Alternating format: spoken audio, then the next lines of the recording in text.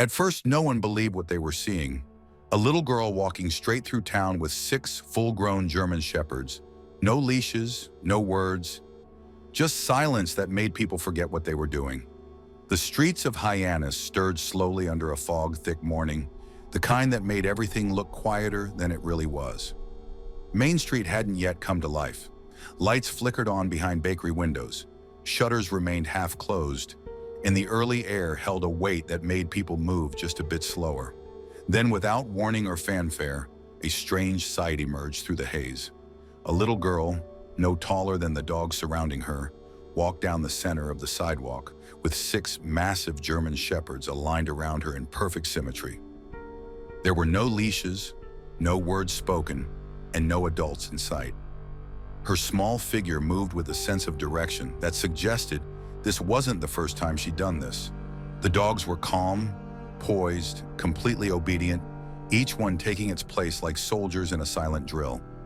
Those who witnessed it couldn't quite understand what they were seeing, only that it was impossible to look away from it. Cars slowed as drivers leaned forward, unsure whether to be concerned or amazed. A barista at the corner cafe froze mid-swipe of a countertop, watching through the window with wide eyes. A shop owner paused in the middle of arranging his sidewalk sign, blinking at the image like it had walked out of a dream. The girl wore a simple coat and red sneakers that peeked out from beneath its hem. Her hands were tucked into her pockets, and she didn't seem to acknowledge the presence of the town around her. She moved forward steadily, her pace never changing, while the dogs flanked her with such controlled awareness that they seemed to anticipate her every step. From behind the curtains of a yellow house just off the corner, Eleanor Peterson squinted through the window with a narrowed gaze. A retired school principal with decades of tightly wound order behind her, she took notes without even meaning to. No child, in her opinion, should have that kind of control over animals that large. It didn't matter how well behaved they looked. Something felt off, something too composed, too orchestrated. The scene bothered her not because of its danger, but because of its lack of explanation. She watched the child disappear down the block and tapped her fingernail against the window pane, her mind already forming questions she planned to pursue. Across town, Officer James Connolly sat in his patrol car, sipping lukewarm coffee, his shift barely underway. When he spotted the child and the dogs crossing near the harbor path, he instinctively placed his cup down and reached for his radio. But he paused. There was no distress, no pulling or barking. The dogs moved like they belonged in formation, and the girl's movements didn't suggest fear or recklessness. He recognized signs of training, real, professional, almost military-grade discipline. But from a child, that didn't make sense. And yet, here it was. She crossed a 4-way intersection without hesitation. The dogs adjusted positions around her without being told, closing ranks in tighter formation as they reached the other side. She didn't check behind her. She didn't look at the traffic light. She walked as if she owned the street. It wasn't arrogance. It was simply familiarity. The dogs responded to her presence with uncanny attentiveness, their bodies shifting as one organism rather than individual animals. By the time she disappeared behind the corner bookstore, a small crowd had gathered near the coffee shop, murmuring quietly. The whispers began before anyone knew her name. They spread from shop to shop, from phones to texts, and by the time the sun had lifted fully above the rooftops, nearly everyone in town had heard about the mysterious girl with the dogs. No one knew where she came from or where she went each morning, only that the image lingered in their minds far longer than it should have. It was the kind of thing you couldn't unsee. That day marked the beginning of something Hyannis didn't know how to name yet, something it would eventually divide over, rally behind, and struggle to understand. Emma Thompson hadn't always been silent. There was once a time when her laughter filled hallways and her tiny voice echoed through the rooms of a modest home lined with photos and paw prints. She was born into a world where dogs were not just companions, they were family, workmates, in the soul of the house. Her parents, Mark and Sarah, were respected canine behaviorists who trained dogs for law enforcement, therapy, and search and rescue. They lived quietly on the edge of town, running a compact but high-functioning training facility that was known among professionals for its precision, kindness, and results. Emma, from the very beginning, was immersed in that world. She learned gestures before she learned words, understood signals before she grasped sentences. Her earliest memories weren't of cartoons or toys, but of barking drills, reward clicks, and the weight of a shepherd's head resting on her lap while her parents gave commands in another room. Her connection to dogs wasn't taught, it was embedded. Her mother used to joke that Emma could read a dog's mind before she could spell her own name. She would toddle through the training yard and the dogs, no matter how advanced their drills or how distracted they were by noise or toys, always softened at her presence. She never demanded, she never shouted, she just moved among them, and they responded as if she belonged to their pack. And then everything shattered. The night of the accident, the rain had been heavy, loud enough to make visibility difficult, the roads slick and reflective. Emma's parents were driving home from a weekend seminar where they'd been guest speakers. Emma sat in the back seat, sleepy-eyed and hugging a stuffed dog that had once belonged to one of the family's retired shepherds. There were no signs, no screams, just the sudden impact of another car running a light and the world twisting into shattered glass and blackness. When Emma woke up in the hospital, she was alone. Her only injuries were superficial, scratches and bruises that faded within days. But something deeper, something beyond physical reach, had been broken inside her. She didn't cry. She didn't ask questions. She didn't speak. Not to nurses, not to police, not to Martha and Robert, her grandparents, when they arrived in shock to collect the one piece of their family that was left. From that moment on, her voice vanished. She wasn't mute by physical injury. It was as if the trauma had closed a door inside her, and no one could find the key. The therapists labeled it selective mutism, complicated by grief and possible autism. They offered sessions and assessments, hoping she would slowly return to speech. She didn't. But what Emma did do, as quietly as she had vanished into herself, was reach for the only connection that still made sense to her: her dogs. Mark and Sarah had left behind 6 German shepherds. Each had been part of their training team, each one with a specialized skill. Max, the eldest, had been trained in advanced tracking and obstacle navigation. Bella had a unique sensitivity to emotional states and had been used in therapy visits. Duke, Shadow, Luna, and Rex each carried their own history, their own role, and together they had once formed the working engine of the Thompsons' business. After the accident, they were brought to Martha and Robert's house along with Emma. It wasn't ideal. The couple lived in a smaller home, unprepared for the energy and requirements of 6 large dogs. But they knew there was no separating them from Emma. She wouldn't eat unless they were near, wouldn't sleep unless Max was beside her bed, wouldn't sit still unless the pack was in the room. In that quiet house filled with grief and exhaustion, a silent transformation began. Emma didn't speak, but she started to move like she had before. She trained with them, not in formal sessions, but in small, deliberate moments. A hand signal here, a whistle there. Her parents' old notebooks were eventually found boxed away in the attic, detailed journals outlining years of training philosophies, cue systems, behavioral notes. Emma began reading them, not like a child flipping through picture books, but like a student absorbing sacred scripture. She filled the margins with her own symbols, drew her own diagrams, modified existing commands based on what she'd learned through observation. She wasn't mimicking her parents. She was advancing their work. Without saying a word, Emma began rebuilding the only world that made sense to her. Each morning, as if guided by some internal clock, Emma rose before the sun and began her quiet routine. She dressed herself in the same soft gray coat and pulled on her red sneakers. Without making a sound, she moved through the house, clipping the custom leads onto 6 well-worn collars. The dogs waited, already in position, as though they too had memorized the hour, the rhythm, the silence. It started as a private ritual, a way to give her structure in a world that had stopped making sense. But within a week, it turned into something else, something the town noticed. When Emma stepped outside that first morning, it wasn't with a plan or any intention to be seen. She simply walked, her head forward, the dogs on either side of her in a perfect arc of movement. Max led with deliberate confidence. Bella and Luna filled in close behind. Duke and Rex balanced the flanks, and Shadow brought up the rear, his watchful eyes scanning every corner like a sentinel. They didn't pull. They didn't sniff or bark or stumble into each other. They moved like gears in a machine, each one tuned to her pace, her breath, her smallest gesture. By the time she reached the end of the block, a man walking his Labrador paused, mouth half open, unsure whether to greet her or stay still. His dog whimpered, pulled on the leash, and backed away.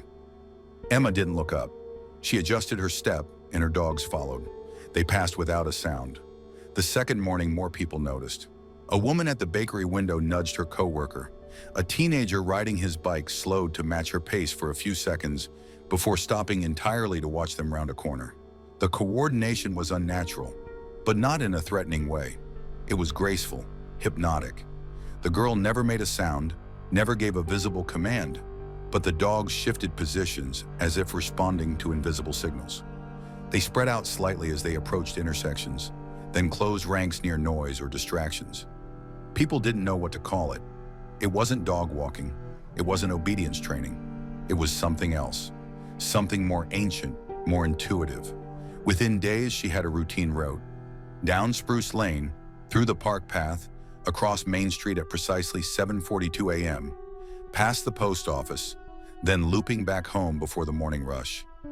She never varied it. Not once. Shop owners began timing their mornings around it. A barista started placing a cup of hot chocolate outside the cafe at the exact minute she passed. It was always collected, never in person, but later by Martha. Tourists visiting relatives or driving through town started asking, "Is she the one with the dogs?" Photos began surfacing online, always blurry, always distant. A Reddit thread titled "Ghost Girl with German Shepherds" gained traction. People speculated about who she was. Some thought it was performance art. Others claimed it was a viral marketing campaign for a TV show. But to the residents of Hyannis, it became something else. A daily mystery that divided them. Not everyone saw wonder in it. Some saw risk. Parents whispered at the school gates, wondering if it was safe. How could someone that young control 6 dogs, even calm ones?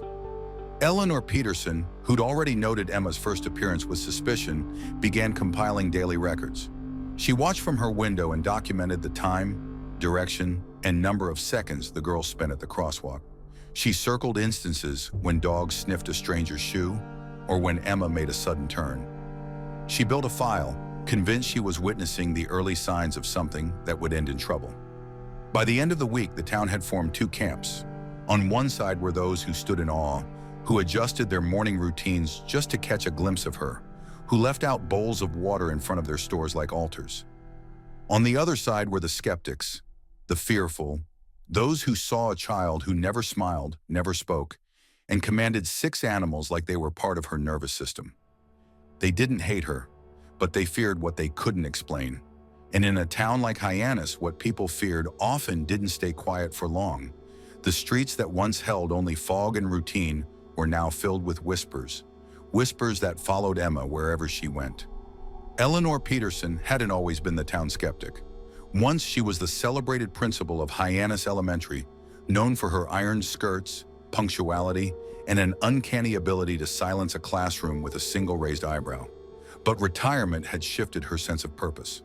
Without morning announcements to deliver or PTA meetings to chair, she turned her attention toward the neighborhood around her, appointing herself an unofficial guardian of order. And now she had found a new concern, one that walked down her block every morning at 7:42 a.m., without fail, flanked by 6 massive German shepherds, and offering not a single word to explain any of it. She didn't dislike children, but she believed they needed structure, supervision, rules. Emma didn't fit any of those categories.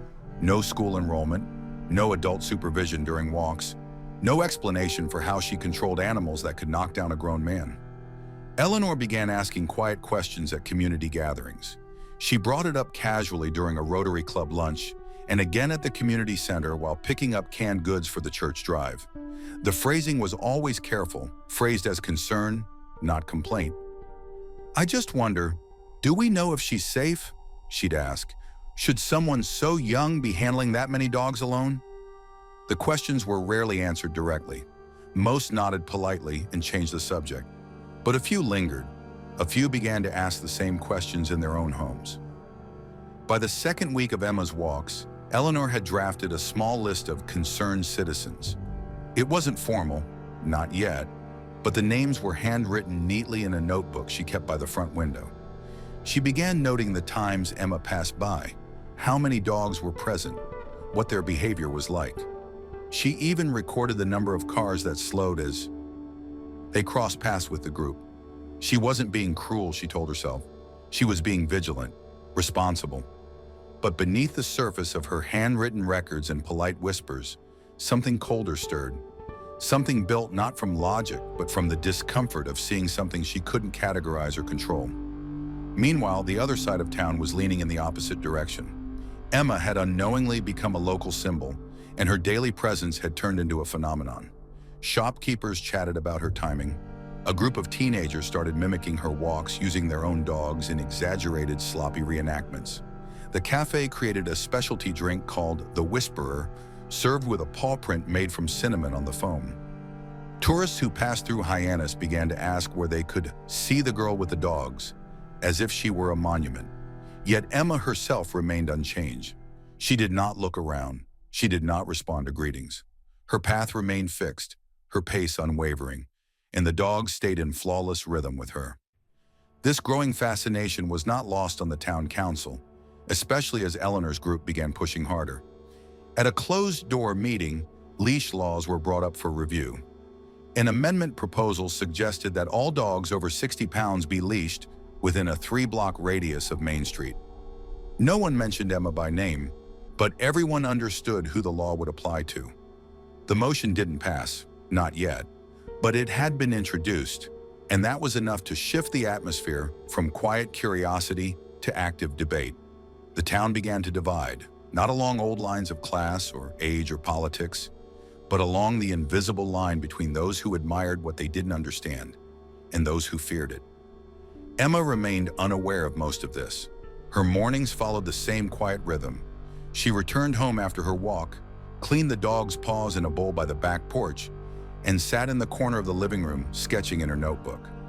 The dogs rested nearby, their ears perking up only when someone approached the door or when Martha brought out lunch. Inside that house, things remained calm, steady, and safe. Outside, the town was beginning to bend, and tension hung over it like a cloud waiting for a storm to give it form. Emma didn't know she had become the center of it.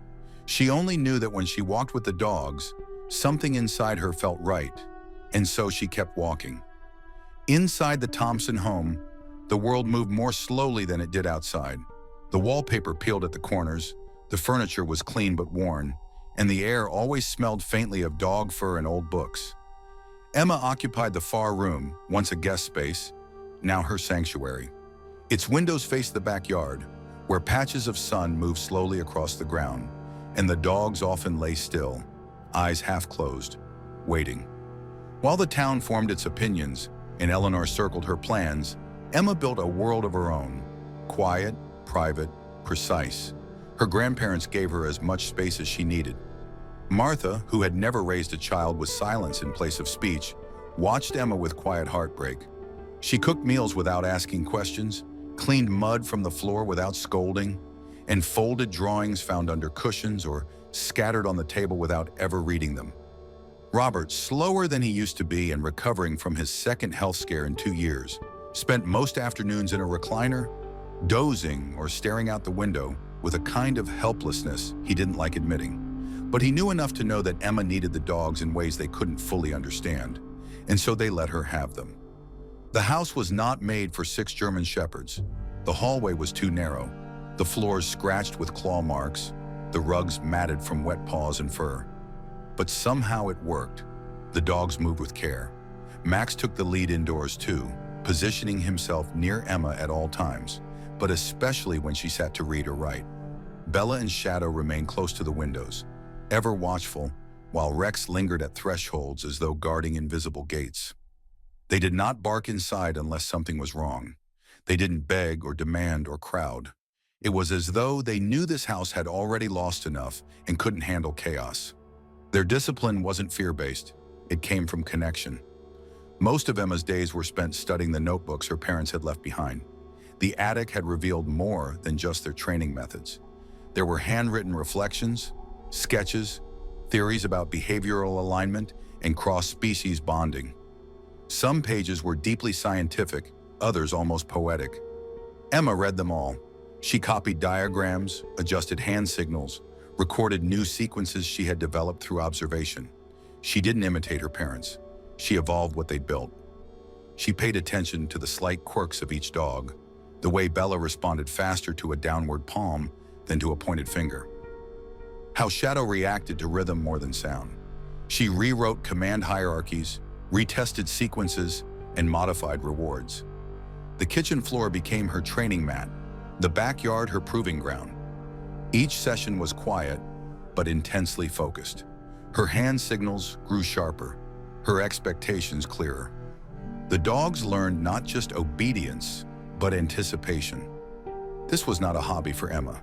It was a language, a way back to something lost. And as she refined it, the bond deepened. The dogs didn't simply follow her. They watched her, waited for her, tuned themselves to her body.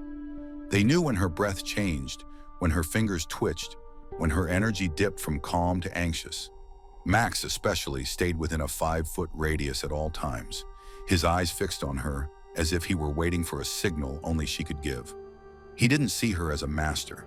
He saw her as something more fragile and more essential, a tether to a world that could vanish without warning. Robert and Martha tried not to interfere. They didn't always understand what Emma was doing, but they could see that the silence that once surrounded her was different now. It wasn't empty. It was focused. She was working, healing. And although she hadn't spoken a full sentence in over a year, the way she moved among the dogs, the way they responded to her, it was communication at its highest form. On the outside, she still appeared like the mute girl with the ghost-like dogs, but within those walls, she was building a system, one more advanced than anyone suspected, and she was just getting started. Eleanor Peterson's porch had become more than a place for morning coffee. It had become a watchtower. Each day, she positioned herself behind her curtain with a pen and notebook, tracking Emma's walks with the kind of detail usually reserved for weather patterns or trespassing reports. Time logged, direction noted, any deviations underlined twice. She wasn't acting alone anymore. Slowly, her quiet campaign of concern began to take form. A few neighbors, Margaret Wilson from 2 houses down, Diane Fuller from the PTA, and 2 other retirees who spent more time talking than walking, joined her weekly for tea and discussion. They called it the safety circle. They didn't use Emma's name at first. They referred to her as the child, and the dogs as those animals. But the meaning was never unclear. The conversation started politely. Questions like, have you ever seen them off-leash by the school?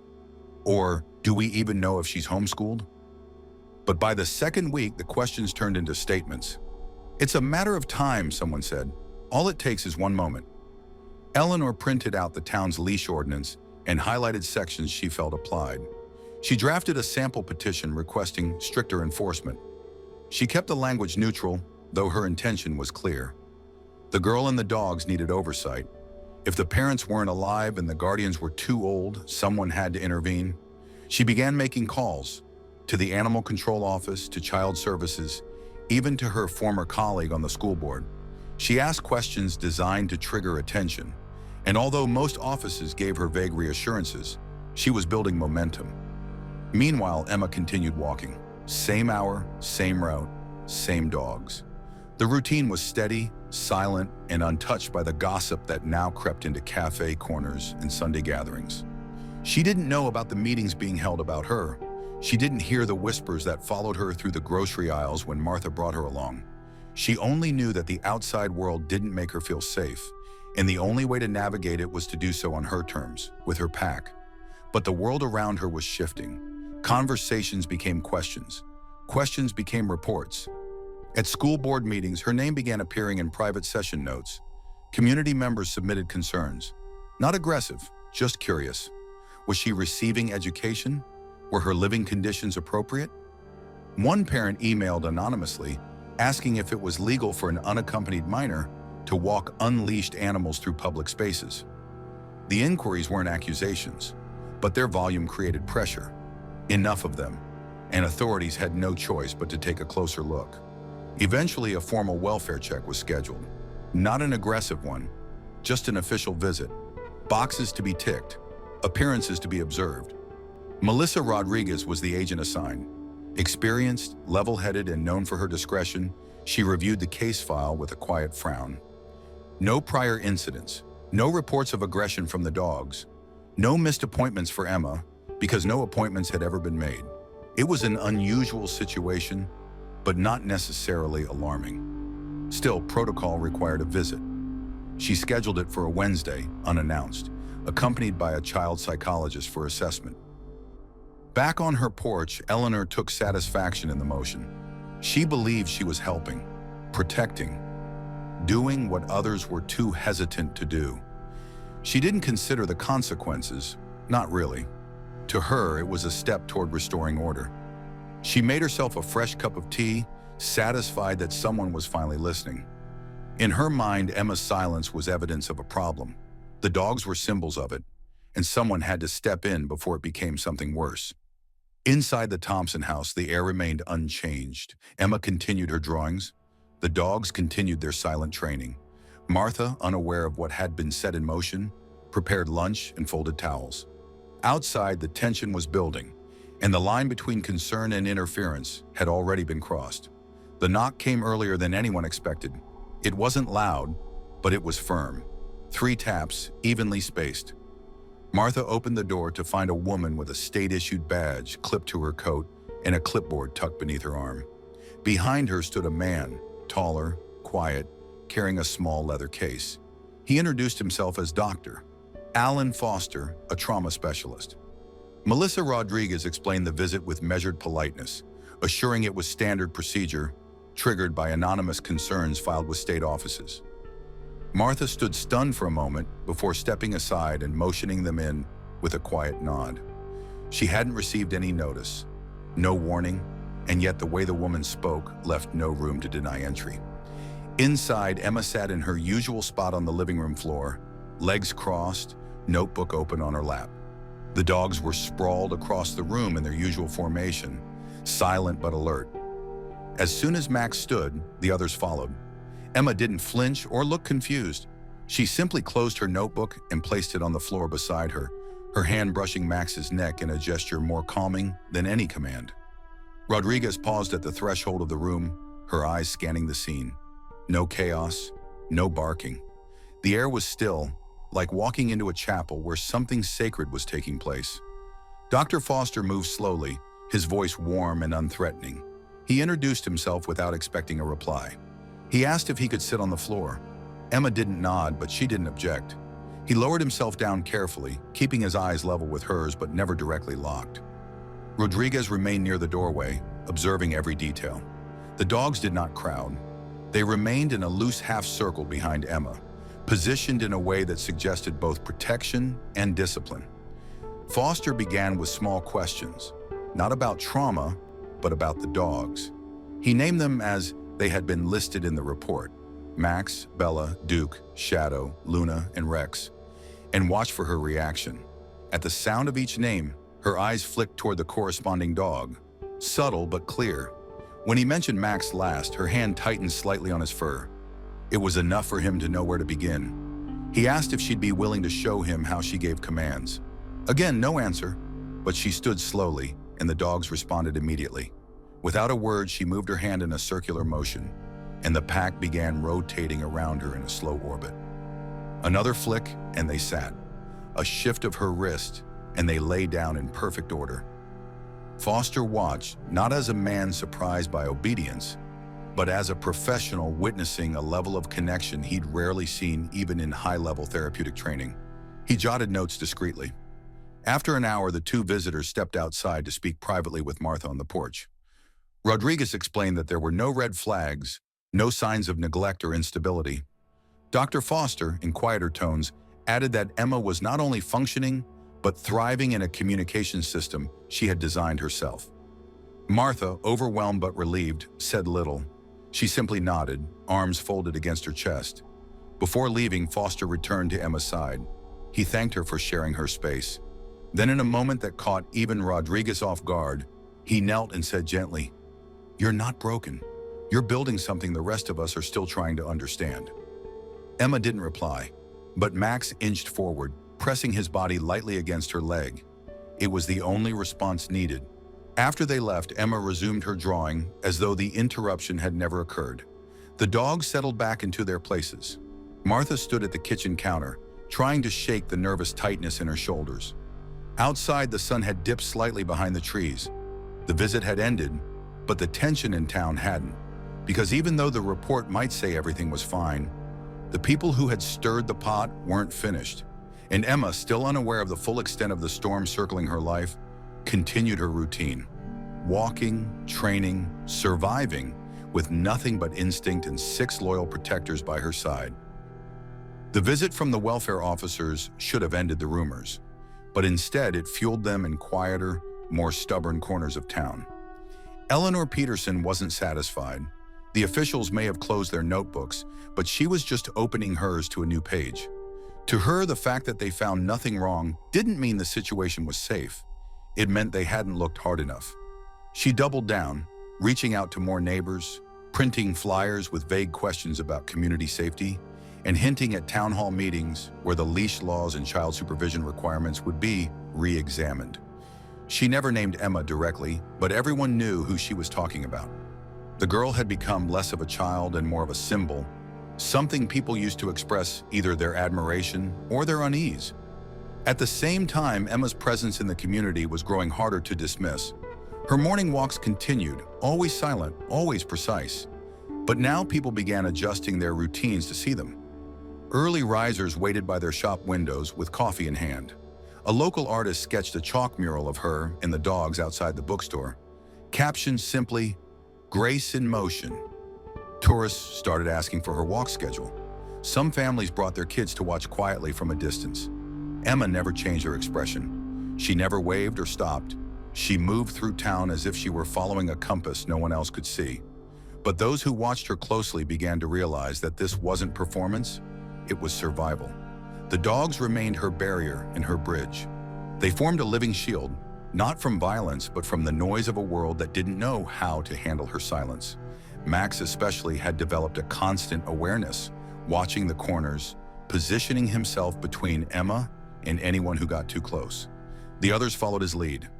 When a loud car backfired one morning near the gas station, Rex tensed and turned, ready to intercept. Emma lifted her hand slightly and the pack stilled. There was no barking, no panic, just a perfectly measured response to a potential threat. And then they moved on, like nothing had happened. People started whispering not just about the girl, but about the intelligence of the dogs. Some called them service animals. Others claimed they were ex-military. One man suggested they were trained in a special government program and that Emma was part of a confidential project. The rumors ranged from silly to sensational, but none of them touched the core of the truth, that the bond between the girl and her dogs was forged in grief, refined in silence, and powered by something deeper than obedience. Officer James Connolly, who had been watching Emma from afar for weeks, finally decided to speak at a local town forum when the leash law debate resurfaced. He stood at the microphone in front of a restless crowd and said calmly, "I've served on this force for 17 years. I've worked with canines. I know control when I see it. What that girl has with those dogs isn't dangerous. It's extraordinary." His words were met with applause from one side of the room and folded arms from the other. Diane Fuller, one of Eleanor's closest allies, stood next and spoke about her grandson's fear of dogs, warning of potential liability and trauma. The debate grew tense, but nothing was decided that night. No votes passed, no laws changed. Still, the divide grew clearer. Back home, Emma remained unaware of the meeting, though Martha had read about it in the paper. She didn't mention it. Neither did Robert. They had learned that shielding Emma didn't mean keeping her from the world. It meant giving her the space to process it in her own time. That evening, Emma sat by the back door sketching something new. It wasn't just signal charts or dog behavior diagrams. It was a map, her walking route through town with specific symbols placed at corners, intersections, and storefronts. It wasn't a tactical plan, it was a language. Her own visual vocabulary of places, patterns, and safe points. She traced the lines with a pencil worn to its end, Max's head resting quietly on her knee. The outside world continued to move, to talk, to speculate. But inside that house, a child and her dog worked in quiet harmony, preparing, perhaps not for battle, but for the moment when understanding would matter more than noise. 2 days after the town forum, Emma's walk unfolded like any other. Quiet, measured, deliberate. The dogs moved in perfect rhythm around her, forming a moving constellation of muscle and instinct. It was the same path, the same hour, the same red sneakers hitting the pavement with soft repetition. But this time, something felt off. Officer Connolly noticed it first. He had taken to parking near the intersection by the post office. Not because of any order, but because he wanted to keep watch. He didn't interfere. He didn't approach. But on that particular morning, his posture changed when he saw a man step off the curb too fast, too close to Emma. The man had a camera slung around his neck. Tourist, most likely. He wasn't aggressive, just eager. He moved into the path of the group, lifted the camera without asking, and tried to snap a close-up. The dogs froze instantly, not hostile, but locked in a unified halt. Max moved to the front, placing himself between Emma and the lens. The tourist lowered his camera and stammered an apology. Emma didn't say a word. She didn't flinch or change direction. She stood calmly, raised her hand slowly, and signaled the dogs to continue. They moved past the man like a ripple of water sliding around a stone. Connolly watched the entire scene from the driver's seat. He didn't exit the car, but he noted how quickly the dogs had assessed the situation and how seamlessly they returned to formation. There had been no panic, no growl, no breakdown. Just instinct, communication, and a child in control of something most adults couldn't manage on their best days. He drove slowly behind them for the next few blocks, far enough not to interfere, close enough to keep others from doing so. Back at the house, Emma returned to her notebook. The tourist incident hadn't rattled her. In truth, it barely registered. She had been dealing with curious eyes since the first time she stepped outside with the dogs. What mattered to her wasn't the attention. It was the consistency, the repetition of the walk, the stability of the routine, the unspoken trust in every signal she gave and received. That stability kept her grounded in a world where words no longer worked the way they once had. But later that afternoon, a letter arrived that shook the edges of that calm. Martha opened the envelope at the kitchen table. It was from the Department of Animal Control. The language was cautious but clear. A formal review would be conducted regarding the status of the 6 German shepherds housed on the property. There was no citation, no demand, just a date and time for an inspection. Martha's hands trembled as she reread the notice. Robert, sitting across from her, said nothing for a long time. Eventually, he stood up, placed a hand on her shoulder, and whispered, "They're not taking them." Not after everything. They didn't tell Emma immediately. There was no sense in alarming her before they understood the scope of it, but she sensed it anyway. That night, she didn't sit by the window or sketch quietly by the fire. She sat on the floor surrounded by all 6 dogs, not commanding, not training, just being near them. Her hand rested on Max's head, and he leaned into her like he knew something was coming. Word spread faster than expected. By the next morning, the cafe staff had already heard. A chalkboard sign outside read, "If you're coming for the dogs, you'll have to go through us." Someone else wrote an open letter in the local paper praising Emma's discipline and the positive impact of her presence. The letter ended with a line that struck the town, "We are not protecting her. She's the one who's been protecting us." But even as support grew louder, so did opposition. Eleanor continued her campaign, arguing that a child should not be responsible for that level of liability. Her group started quoting legal cases and insurance statutes. They talked about potential incidents, about risk exposure, about what might happen if even one dog made the wrong move. They framed it as concern for the girl's safety, but the undercurrent of control and fear was hard to miss. Inside the house, the atmosphere had changed. Emma didn't speak, but her silence now carried weight. She began waking up earlier, checking on the dogs more frequently, adjusting their signals, running drills twice instead of once. It wasn't paranoia, it was preparation.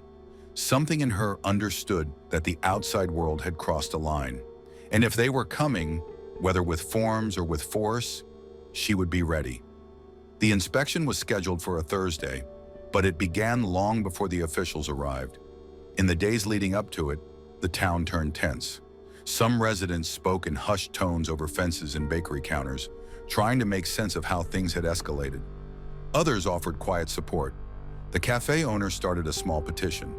The local library displayed books on service animals in their front window, an unspoken nod to what Emma's dogs had become to her and increasingly to the town itself.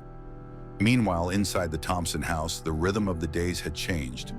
Emma trained more intensely, not with fear, but with quiet urgency. The dogs responded instantly to every movement, every glance. She refined their signals, ran timing drills in the yard, and monitored their positioning on every walk. There was no room for mistakes now. Martha tried to stay calm, but the anxiety clung to her voice whenever she spoke. She polished the living room until the scent of lemon cleaner filled the house, made tea she didn't drink, straightened already straight pillows. Robert said little, but he stayed downstairs longer than usual, as if his presence could anchor the space. The morning of the visit, Emma dressed herself without prompting. She fed the dogs and clipped their collars with the kind of care that only came from someone who knew the weight of what was at stake. At exactly 10 a.m., a white van pulled into the driveway. Two officials stepped out, one from Animal Control, the other from the Department of Human Services. They were polite but businesslike, clipboard in hand, eyes scanning the house before they even knocked. Martha opened the door with a shaky breath, ushering them in. Emma stood in the hallway behind her, flanked by Max and Bella. She didn't say anything. She didn't need to. The presence of the dogs, calm, still, alert, spoke louder than anything else could have. The inspection began with questions. How many dogs? How old? Were vaccinations up to date? Martha handed over a thick file she'd compiled days earlier, filled with every medical record and training log she could find. The animal control officer, a woman named Sandra, seemed surprised at the organization. She made quiet notes. The other official, a younger man in a gray suit, asked about Emma's involvement. Did she feed them? Walk them? Handle them alone? Martha hesitated, then motioned to Emma. She doesn't speak, she said, but she communicates better with them than most people do with words. To demonstrate, Emma stepped forward. Without speaking, she raised her right hand, fingers curled slightly. The dogs responded instantly, splitting into pairs and positioning themselves along the perimeter of the living room.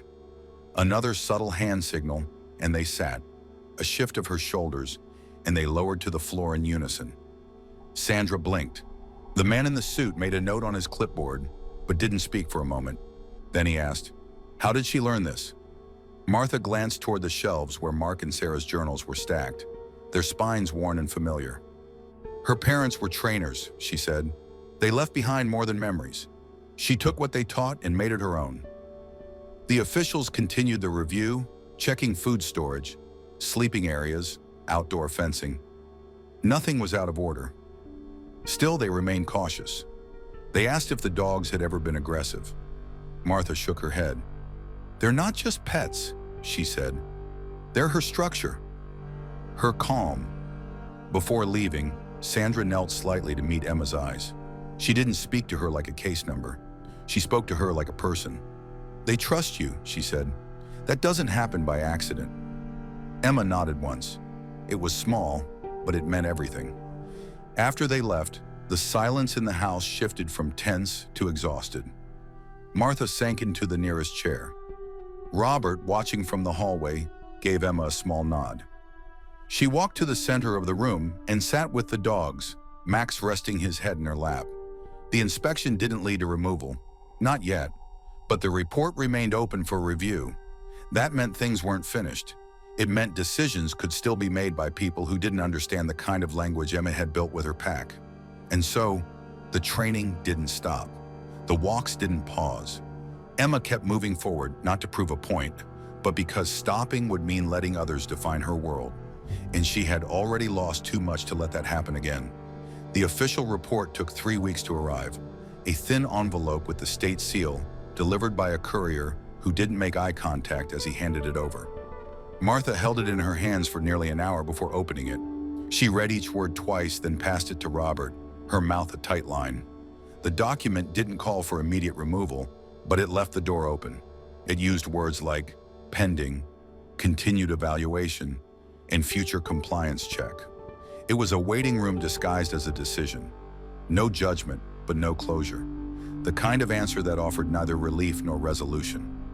Martha placed it on the kitchen table and said nothing. Robert folded it back into its envelope and tucked it away in a drawer they rarely used. Emma didn't ask. She could feel the weight in the air, the subtle tension in how her grandmother moved and how her grandfather exhaled a little too loudly when he stood up. She responded the only way she knew how. She trained harder. The drills became tighter, more precise. She changed small things, adjusted formations, shortened response times, tested new variations of old commands. The dogs responded without hesitation. Max especially began to anticipate changes, pivoting with the kind of intuitive understanding that made their bond look more like a dance than instruction. One afternoon, while she was working in the backyard, a visitor arrived. Officer James Connolly stepped through the gate without announcing himself, carrying a small notepad and wearing a cautious expression. He hadn't come in uniform, just a windbreaker and a collared shirt, but his presence still carried authority. Martha called Emma inside, and she came without question. Connolly greeted her with a quiet nod, then knelt to Max's level and held out his hand. Max didn't sniff it. He didn't move. He simply watched. Connolly smiled, then stood. "I've been asked to check in," he said softly. "Not by the department, off the record. Just some folks in town who want to know if things are still manageable." His tone wasn't accusatory. It was curious, respectful. Martha invited him to sit. Emma remained standing, eyes on Max, who finally relaxed and sat at her feet. Connolly asked simple questions: how the dogs were doing, if there had been any incidents, whether Emma had taken new routes recently. He didn't write anything down. He just listened.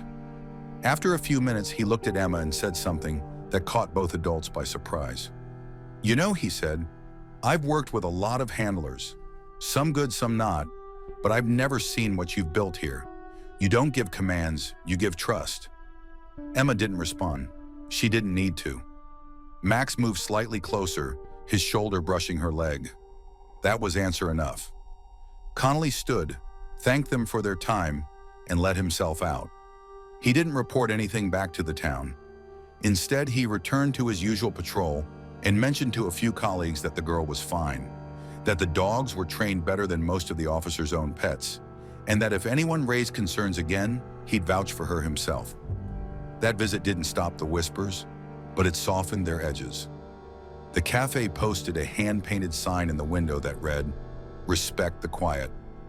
The bookstore owner, who had once avoided talking about Emma, placed a children's book about working dogs on the front display shelf. Small gestures, nothing loud, but enough to show where people stood. Meanwhile, Eleanor Peterson's efforts lost momentum. Her flyers no longer stayed pinned to the bulletin boards for long. Her meetings were sparsely attended. People didn't want to be seen pushing against a girl who hadn't spoken a word, but had somehow said more than anyone else in town. Inside the Thompson home, the pace returned to something resembling calm. Emma resumed her routines. The dogs followed, but the uncertainty still hung in the background, like a breeze that never quite stopped. The state hadn't closed the case. They had simply paused it, which meant everything Emma had built, her rhythm, her language, her world, was still vulnerable. But instead of retreating, she kept going. Each walk became a statement, each gesture a form of defense, not of aggression, but of clarity. She couldn't make people understand her, but she could show them what she was capable of.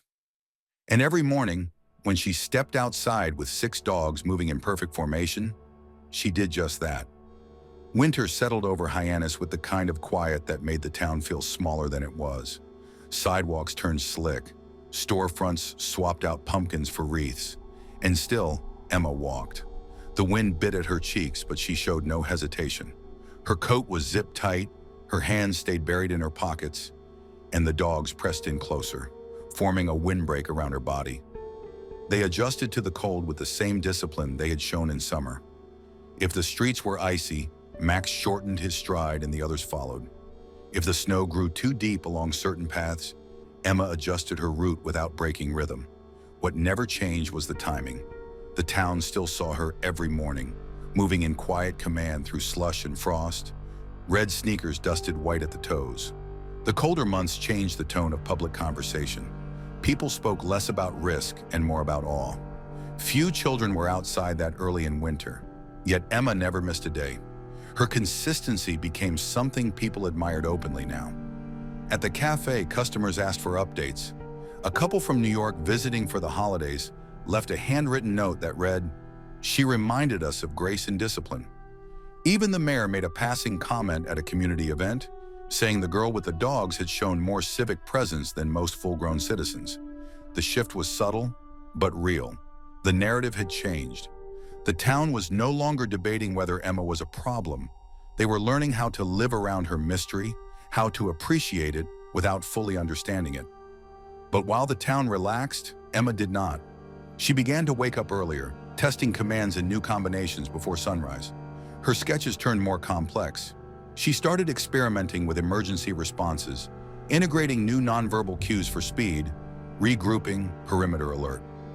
The dogs picked up on it quickly, adapting like soldiers under new protocol. There was no play in their sessions now. It was preparation. Not for something specific, just readiness. Emma sensed, without being able to say it, that peace was always temporary. She'd lost too much once before without warning. She would not be caught unprepared again. Inside the house, the holidays came and went. Martha baked too much and pretended it was on purpose. Robert listened to the same old radio programs and nodded off in his recliner more often. They tried to decorate modestly, hang some lights, wrap a few gifts, but everything felt thinner, quieter. They hadn't tried to get Emma to sit through a full dinner in months. They knew better now. Her way of being with them was not loud or long. It was sitting by the hearth with a blanket and Max's head on her lap, listening to the sounds of clinking dishes and faint laughter without joining in. That was how she participated, by being near. It was enough. On New Year's Eve, the town square held a small fireworks show. Families gathered in coats and scarves, children squealing at the sudden bursts of color above. Emma didn't attend, but she heard them.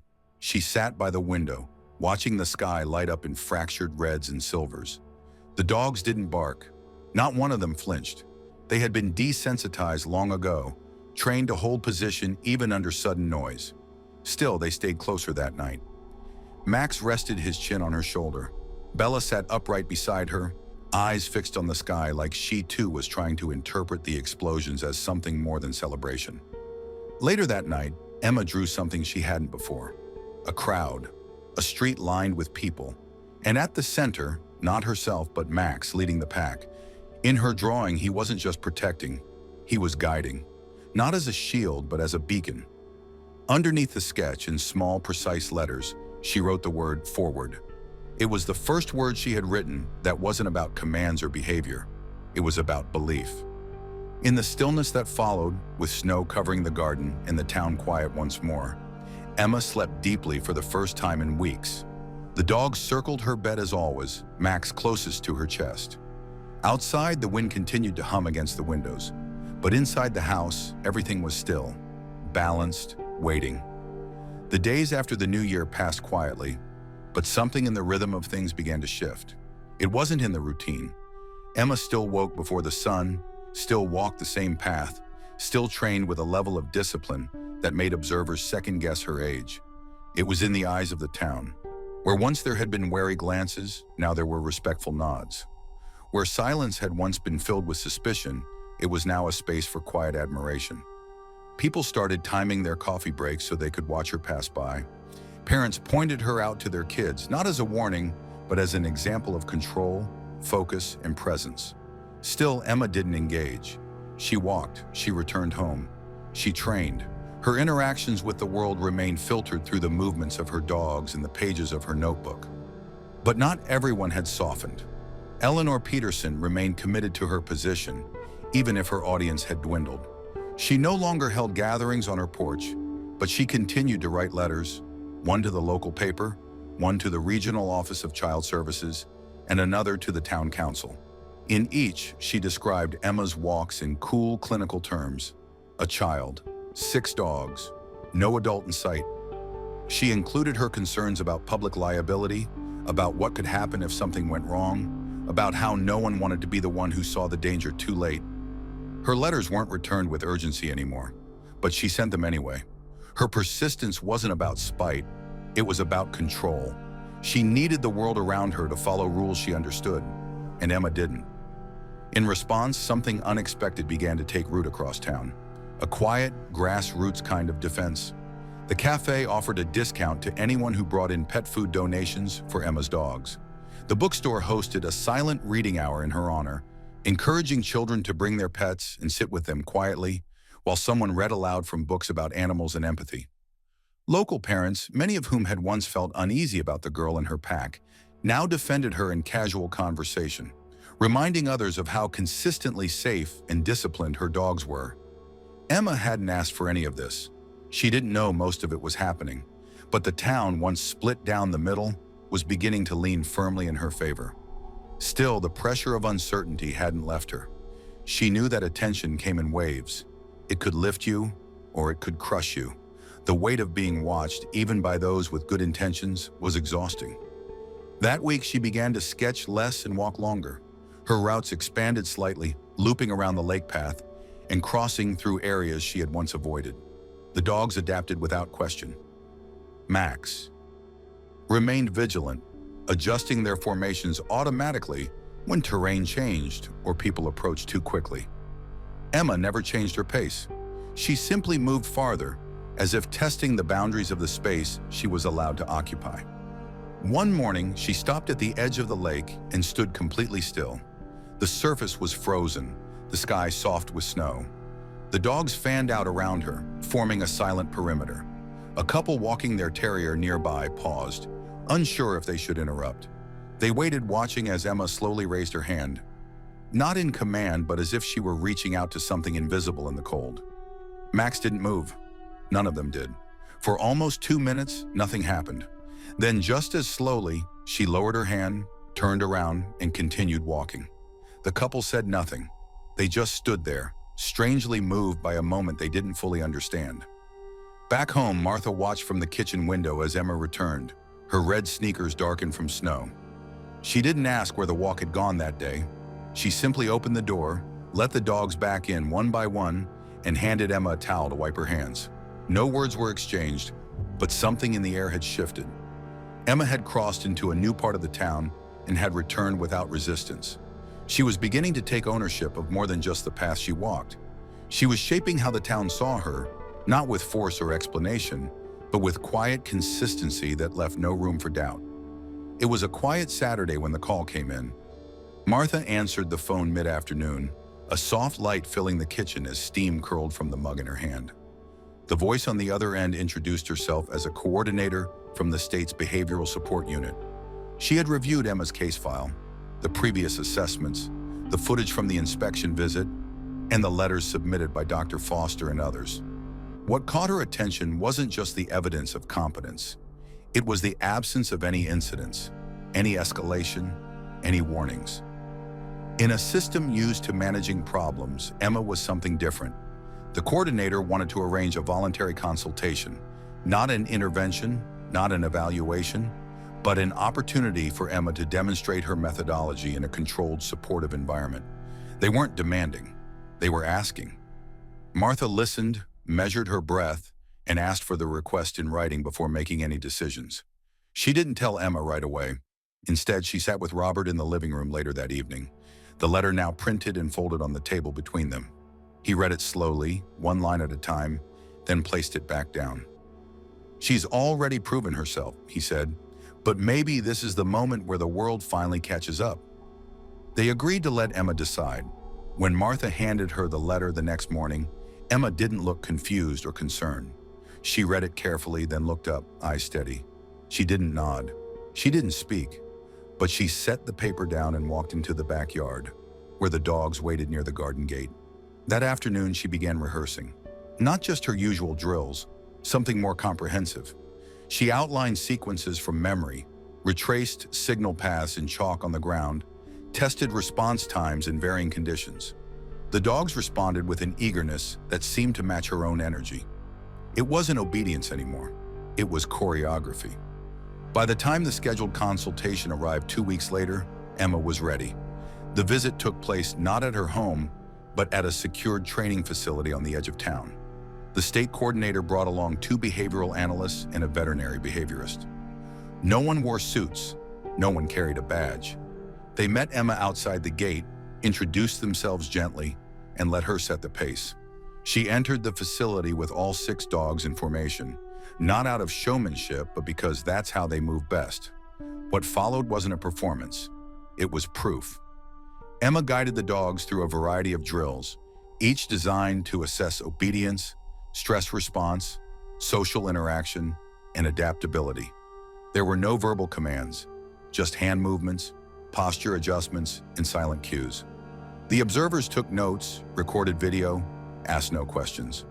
At one point, a controlled distraction was introduced, an unfamiliar dog barking loudly behind a partition. Max moved instantly to position, placing himself between Emma and the sound. The others tightened their formation. Emma did nothing except breathe deeply, and within seconds the pack returned to a calm stance. After an hour, the observers asked if she would demonstrate her emergency command set. Emma nodded once. What followed was a routine that simulated rapid exit, crowd navigation, and directional shifts. It was complex, fast, and executed flawlessly.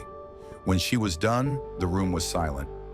One of the analysts, a woman in her early 30s with years of field experience, said quietly, "I've never seen anything like it, not in children, not in adults." The coordinator stepped forward and thanked Emma with sincerity that didn't feel rehearsed. She asked if they could follow up, maybe build something from what Emma had developed. Again, Emma didn't answer directly. She gathered her dogs and walked toward the door, Max falling into step beside her like a shadow. Back in the car, Martha didn't ask how it went. She didn't need to. Emma sat calmly, hands folded in her lap. She wasn't elated or drained. She was centered. That night, she drew again. This time, it wasn't a diagram or a scene. It was a circle open on one side. Inside, a single figure stood surrounded by 6 dots. Above it, she wrote a word she hadn't used before: bridge. It wasn't just a picture of herself. It was her role. The thing she had become without trying to explain it. A link between what people feared and what they were capable of understanding. The results from the consultation came back sooner than expected. A thick envelope arrived one morning with an embossed seal and a cover letter folded neatly over several pages of formal assessment. Martha read it aloud at the kitchen table while Emma sat nearby, her fingers moving slowly along Max's back. The letter acknowledged Emma's exceptional capability, both in terms of her communication with the dogs and the effectiveness of her system. The analysts had concluded that not only was she safe and competent, but that her methods were worthy of further study. One line stood out above the rest. "We recommend Emma Thompson's techniques be formally recognized under provisional service animal status, with consideration for mentorship or demonstration roles in future training programs." It was the validation they hadn't expected, not because they didn't believe she deserved it, but because they had long stopped hoping that official channels would ever understand her. Martha folded the letter, her voice trembling just slightly. Robert looked across the table, his expression quiet and proud. Emma said nothing. She stood up, walked to the living room, and began sketching again, not to retreat from the news, but to process it in the only way she knew how. The recognition didn't change her routine. She still woke before sunrise, still walked the same path, still responded to the world with silence and precision. But people began to treat her differently now, not as a curiosity or a concern, but as someone with a gift. Shopkeepers started calling her by name when they saw her pass. Children waved from windows. Even the mayor wrote a short letter commending her discipline and asking if she would be willing to visit the local school, not to speak, but simply to be seen, to show the students what patience and connection look like in motion. Emma declined the invitation. She wasn't ready for crowds, but she allowed the school to show a short video taken during her consultation. Just a minute of her walking with the dogs, directing them through signals, eyes focused, posture calm. The video played in classrooms throughout the district. Teachers used it to spark discussions about trust, about nonverbal communication, about grief and resilience. Without stepping foot inside a school, Emma had become part of the curriculum. Meanwhile, Eleanor Peterson remained silent. She had not spoken publicly since the consultation report was made public. Her letters stopped. Her meetings ended. No more flyers appeared on bulletin boards. No more quiet protests were organized. She still watched from her porch, still followed Emma's route with her eyes, but the sharpness in her gaze had dulled. One morning, as Emma passed by, their eyes met. It lasted only a second. Eleanor didn't scowl or look away. She simply sat, still and expressionless, watching the girl and her 6 dogs walk past in perfect formation. That same afternoon, something unexpected arrived in the mail. A package wrapped in brown paper with no return address. Inside, a small velvet box. And inside that box, a whistle. Old, silver, polished, but worn at the edges. Martha recognized it immediately. It had belonged to Emma's father, used during his earliest training sessions, long before Emma was born. They had thought it lost. A folded note was tucked beneath it. The handwriting was neat and careful. It said only, "It belongs with her." They didn't speak about it. They didn't need to. Emma carried the whistle out to the garden that evening, knelt near the edge of the grass and held it to her lips. She didn't blow it. She simply held it there, feeling the weight of it between her fingers, the history behind it. Max lay beside her, head resting on her knee, eyes closed. The others spread out across the yard, calm and relaxed. There was no ceremony, no ritual, just quiet acknowledgement of something returned. That night, Emma drew the whistle in her notebook. She didn't label it. She didn't annotate its purpose. She simply placed it in the center of the page and shaded the edges carefully, as if preserving it in graphite. It wasn't a symbol of loss anymore. It was a continuation, a piece of her father's voice, now resting in her hands, waiting, not to be used as it once was, but to remind her that even silence can carry legacy. Spring arrived in Hyannis with a gentleness that caught everyone by surprise. The winter's grip loosened without a final storm, and the frost melted into soft ground that gave way to blooming gardens and open windows. The air turned lighter. Streets stayed busy longer. For Emma, the change in weather brought no shift in routine. Her walks remained consistent, her schedule unchanged. But the world around her softened. Strangers stopped her less often. They no longer stared. They simply let her pass, giving her space without distance, recognition without intrusion. And Emma, who had once walked like a ghost through the town's early mornings, now moved through it as something steadier, still quiet, still guarded, but seen. The dogs adjusted too. Max took slightly wider curves at intersections to give space to joggers. Bella learned to slow her step near the outdoor cafe tables that now crowded the sidewalks. Even Shadow, once sharp with any sudden movement, relaxed in the warmth of the season. Emma had trained them well, but it wasn't just obedience anymore. It was awareness. The kind that comes from shared experience, not just discipline. The town had become part of their terrain, and they moved through it with a familiarity that spoke of belonging. One morning near the park, a boy dropped his ice cream cone and burst into tears. His mother crouched to console him, but the boy's eyes widened when he saw the dogs approaching. Emma was already adjusting their formation to create space. But before they passed, the boy stood up and called out, "Hi." It was a single word, small and unsure. Emma didn't turn her head, but she paused for a moment. The dogs halted, sensing her stillness.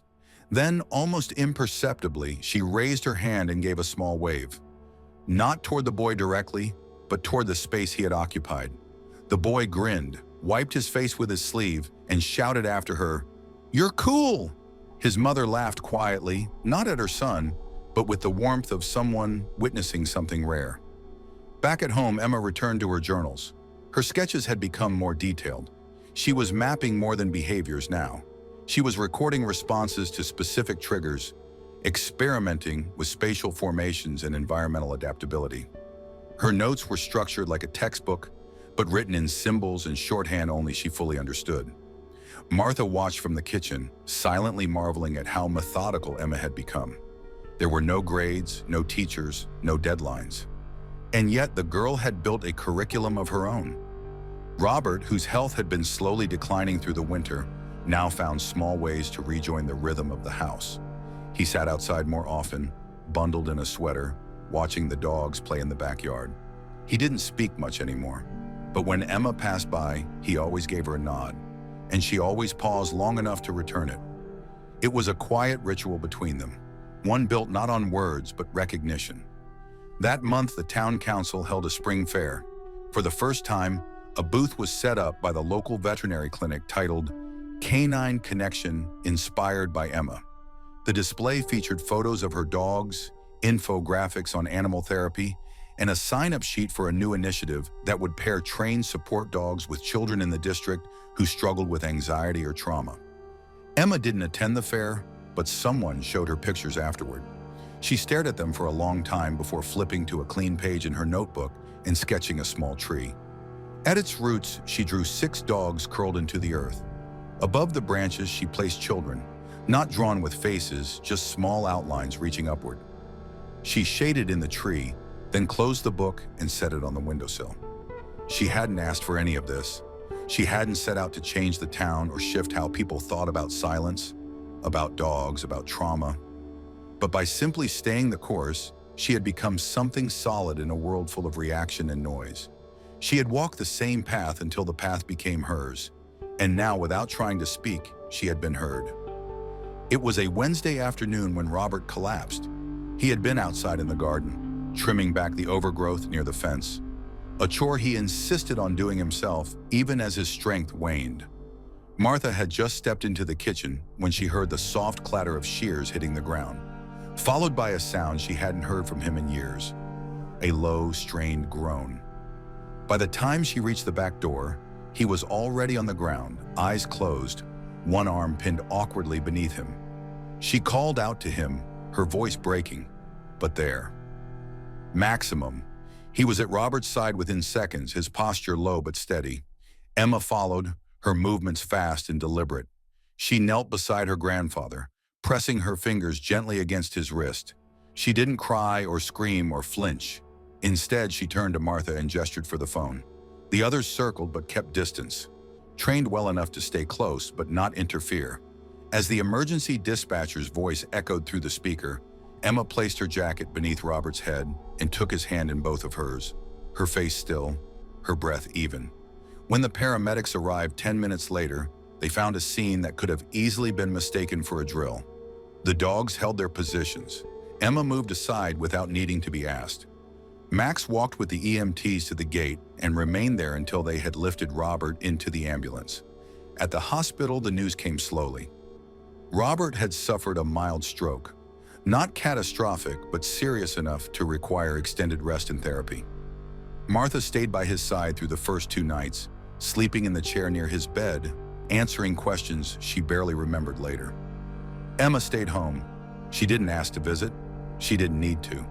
She kept the house quiet, maintained the routine, and trained the dogs as usual, but her sketches changed. Instead of drills or signal charts, she began drawing hospital beds, heart monitors, IV poles. In one sketch, Max stood beside Robert's bed, watching him sleep. When Robert returned home a week later, it was to a change house. Emma had rearranged the furniture in the living room to allow easier movement, cleared space in the hallway for the walker he now needed, and made sure Max's bed was moved closer to where Robert would be sitting most of the day. She didn't speak when he came through the door, but she helped remove his coat, guided him gently to the chair, and placed a blanket over his knees. Max laid down beside him without command. Recovery was slow. There were good days when Robert could walk to the porch and back without tiring, and bad days when even speaking felt like a task. But through all of it, Emma was there. She monitored his medications, prepared the tray beside his recliner, and adjusted her walking route so she could stay closer to home. The dogs seemed to shift their roles too. Less outward focus, more inward presence. They stayed near Robert during the day, rotating positions like sentinels. When visitors came, They filtered them gently, moving only when Emma gave the signal. One afternoon, during a particularly quiet stretch of recovery, Robert took Emma's hand and squeezed it. His voice, still raspy and thin, barely carried, but she heard it. "You've grown into her," he said. She didn't ask who he meant. She already knew. Her mother, the calm in chaos, the silent strength, the discipline without hardness. Emma didn't reply. She just sat beside him, her fingers resting lightly on his arm, her other hand on Max's back. Outside, the seasons continued to shift. The trees brightened with new leaves. Children rode bikes again. The town settled into the next phase of itself. But within the walls of the Thompson house, something deeper was happening. A generational loop had begun to close, not with speeches or ceremony, but with care, with presence, with a kind of love that never needed to raise its voice. The recovery brought with it a slower rhythm to the house, and Emma adjusted without hesitation. The early mornings, once reserved for training and long walks, were now often spent helping Robert get from the bedroom to his chair, preparing his breakfast with careful timing, and ensuring the dogs adapted to the new patterns in the household. Max still led the group, but his movements were more measured now, matching the new quietness that had settled over the space. Emma's routines never stopped. They simply shifted. Her drills shortened, her notebooks filled with alternative sequences designed for indoor use, and her observations became even sharper. She didn't need to be asked to do any of this. She simply understood that the world had changed again, and that her place in it needed to change with it. Outside the home, the town continued to evolve in its relationship with her. Emma was no longer a mystery, she was a presence. Shopkeepers nodded as she passed. Students sometimes left small handmade notes for her at the bookstore. Drawings of dogs or words of thanks signed only with first names. One of them, a boy named Eli, had struggled for years with speech anxiety and had taken up sketching animal behavior because of her. His teacher wrote a note to Martha, thanking her granddaughter for inspiring a kind of confidence that months of therapy had only begun to uncover. Emma never reacted to the praise. She didn't seek it, but she kept the drawings in a box under her bed, every single one. That spring, the local newspaper ran a weekend feature titled "The Girl Who Trains in Silence," accompanied by a photo taken, respectfully and from a distance, of Emma walking with the dogs at sunrise. The article didn't speculate. It didn't diagnose or dramatize.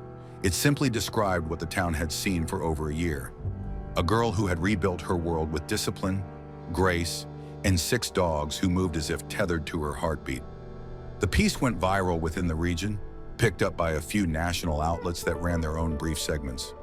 Martha was hesitant about the attention, but the response was largely positive. Donations were sent to the local shelter in Emma's honor. A nearby college offered to digitize her training diagrams, should she ever choose to publish them. Amid this growing recognition, Emma remained unchanged. She still rose before the town did. She still trained the dogs with the same quiet intensity. Her world was expanding around her, but she kept her footing steady. She hadn't spoken in over 2 years, and yet somehow she was leading conversations all over the region.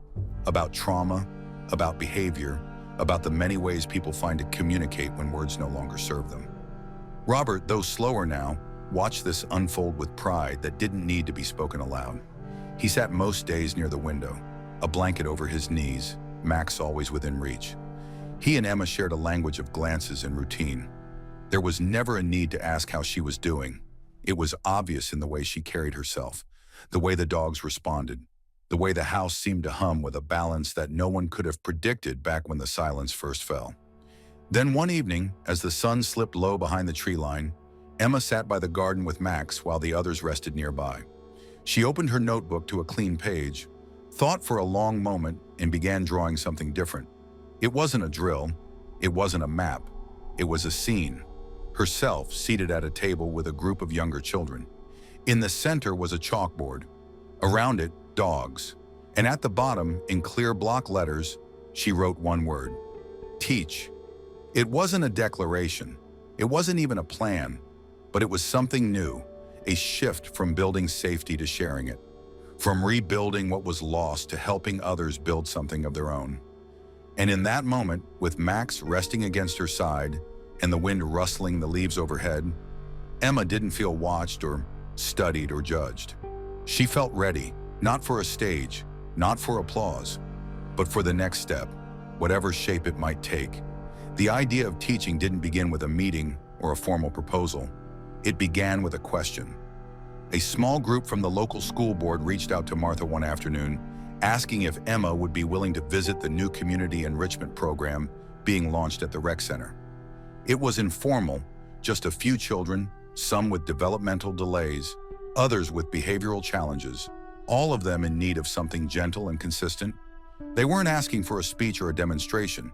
They simply asked if she would come and sit, maybe bring one or two of the dogs, and let the children observe how she interacted with them. No pressure, just presence. Martha brought the idea to Emma carefully, not sure how she'd respond. Emma read the letter slowly, then set it on the table and walked outside. She didn't answer immediately, but that evening, she pulled a fresh notebook from her shelf and began writing. Not sketching, writing. Simple commands, symbols, gesture maps. She was creating a guide, not for herself this time, but for others. She worked quietly at the kitchen table while the dogs lay around her, the lamp casting a soft glow on the pages as she drew her first lesson. A week later, Emma walked into the rec center for the first time. She wore her usual coat, her notebook under one arm, and Max walking calmly at her side. The room had been set up like a circle, cushions on the floor, a few chairs against the wall, and a whiteboard in the corner. There were 6 children seated when she arrived, each between the ages of 6 and 10. They had been told a girl was coming with a special dog and that they didn't have to talk if they didn't want to. Just sit and watch. Emma didn't introduce herself. She didn't need to. She moved to the center of the circle, placed her notebook gently on the floor, and gave Max a simple signal. He responded instantly, performing a short sequence. Sit, stay, heel, back, and then laid down beside her. The room stayed silent, the children wide-eyed but still. One boy flinched when Max barked softly once, but when he saw the dog's eyes, calm, focused, gentle, he relaxed. Emma turned a page in her notebook and held it up, a drawing of the same sequence Max had just performed. Then she turned to the children and pointed to each image, one by one, while Max repeated the moves. It went on like that for half an hour. No talking, no questions, just quiet engagement. A rhythm formed between her pages, Max's movements, and the soft, watching eyes around the room. By the end of the session, one of the girls had crawled slightly forward, closer to Max. Emma didn't gesture or nod. She simply held still. Max raised his head, looked toward Emma, then back at the girl. He didn't move until Emma gave a barely noticeable hand signal. Then he approached slowly, gently, and rested his chin on the girl's lap. She froze, overwhelmed, but didn't pull away. She smiled. No words were exchanged, but something profound passed between them. A kind of permission, a kind of trust. Afterward, the program coordinator approached Martha with tears in her eyes. "I think that's the first time we've had total silence in this room without discomfort," she said. It felt like something sacred was happening. Emma didn't react to the praise. She simply packed up her notebook, called Max with a 2-finger signal, and walked out the door. Back home, she placed the notebook on her shelf next to the others. It didn't feel like an accomplishment. It felt like the next piece in a long pattern she had been stitching since the day everything broke apart, the day her voice stopped, the day Max pulled her from wreckage and waited for her to find her way back. In the garden that evening, Emma sat with all 6 dogs under the orange-pink sky. The air was soft, filled with the scent of spring and soil. She didn't draw, she didn't train. She simply sat, her legs curled beneath her, her eyes closed, breathing in the calm. And as the sun dipped behind the fence and the first stars blinked into view, Emma whispered, so faintly it didn't even carry through the wind, a single word. Soon. The invitation came on a Tuesday morning, folded neatly in a pale blue envelope with no return address, only the town seal embossed in silver on the flap. Inside was a card with a formal heading, Hyannis Community Awards, Recognition of Impact and Service. Below that, in clean black ink, was Emma's name and a request for her presence at a ceremony in the town square that weekend. Martha read it more than once before showing Emma, unsure how she would respond. Emma read the card in silence, then placed it gently on the windowsill and returned to her notebook. She did not speak, and she did not indicate a decision, but her steady hand as she sketched later that evening told Martha everything she needed to know. The town square had been modestly decorated for the occasion. Folding chairs arranged in gentle rows, paper lanterns strung between tree branches, and a low stage set up at the front. It wasn't a large event, but more people arrived than anyone had expected. Locals gathered early, carrying warm drinks, children playing quietly near the corners, their voices low as if they instinctively knew the day was about something delicate. There were familiar faces near the front. Officer Connolly stood with his hands behind his back. A few school board members chatted quietly, and toward the back, keeping to herself, stood Eleanor Peterson, her posture not hardened but restrained, as if something long held in place was finally beginning to release. Emma arrived without ceremony.